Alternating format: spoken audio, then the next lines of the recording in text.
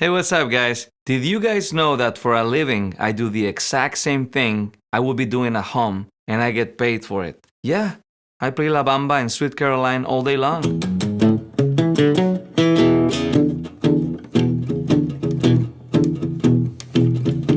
Well, that's not necessarily true, but what is true is that playing music for a living, it's fun. And I'm gonna show you the gear that I suggest you get to become one of us.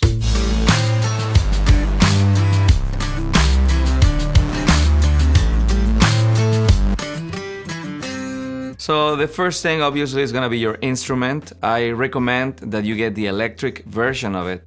So if you play the guitar, you can get an electric acoustic guitar instead of just an acoustic one, because if you do that, you're going to need to buy the right microphone, and then you're going to have to set it up on a microphone stand. You can get feedback. So to avoid all this, just get the electric version of it, and that's it. There's so many out there. Ortega guitars, Martin guitars. I have a Takamine, a Godin guitar, which is what I use for many years now, just because it has synthesizer capabilities and it comes with a semi-hollow body, so you basically can turn it up all the way and you won't get any feedback. Next, you're gonna need a PA system. If you play a lot of gigs and you wanna be efficient at setting up and tearing down your gear, then I suggest the tower systems. I use Bose, but unfortunately dealing with their customer service can be a little difficult. I suggest that you stick to JBL since they sound good, and I imagine the customer service has to be better. I don't know. You may find that you don't like the sound of the tower systems, and that's okay.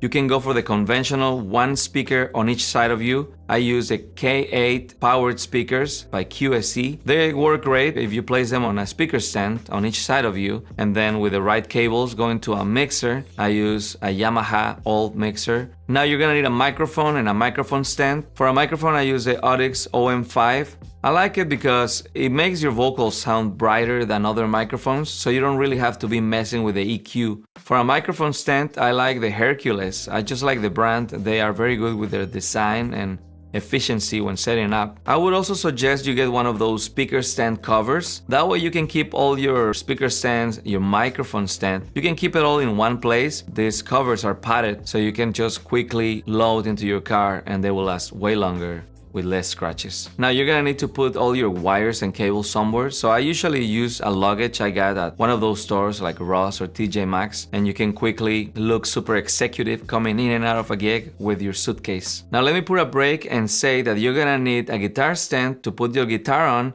so you can take a break and you won't worry that your guitar will break. How did you like that? I have a Hercules foldable guitar stand. It works perfectly, folds very neatly. You may want a pedalboard so you can keep all your pedals in one place. I used to set them up at gigs one by one, all my pedals. When I finally got my pedalboard and Velcro everything into it and put the power underneath it, now I get to the gig, I place my pedalboard down, plug in my guitar, and we're good to go. Something else that you're gonna need is probably a rug. I see a lot of musicians that don't have a rug, and I still don't understand why they don't. I put the rug in the floor, and I know exactly that my pedalboard goes here, that my microphone stand goes right here. It saves me a lot of time figuring out where things go. Another very important reason is that it serves as a stage for me. A lot of the venues I play, they don't have a stage, so by having the rug, you're kind of telling the people, this is my space. I mean, it will still happen. You will still get the drunk person that knows no limits and boundaries and will walk all around your gear, step on all your chords and your pedalboard, and try to kiss you in the mouth. You're gonna need some kind of tables for your merch and your mixer and all that kind of stuff.